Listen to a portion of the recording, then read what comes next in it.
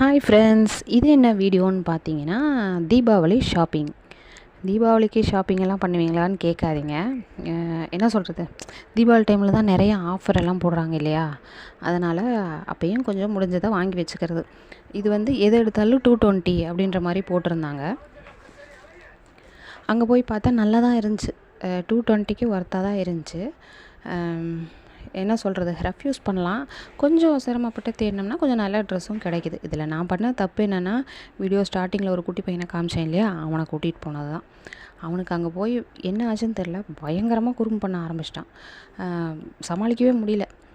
Dress எடுத்துகிட்டு கீழே பார்த்தா அவனை காணோம். சரி, நான் அவனை போய் கண்டுபிடிச்சி கூட்டிகிட்டு வந்து திருப்பி ட்ரெஸ்ஸை பார்த்தா நான் எடுத்து வச்ச ட்ரெஸ்ஸை காணோம்.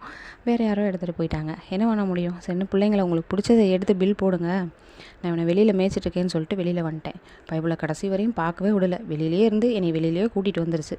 அப்புறம் வர வழியில் ஆளுக்கு ஒரு ஐஸ்கிரீம் சாப்பிட்டு அவனை கொண்டு அவங்க வீட்டில் விட்டுட்டு வீட்டுக்கு வந்து தான் நான் ட்ரெஸ்ஸையே ஓப்பன் பண்ணி பார்த்தேன்.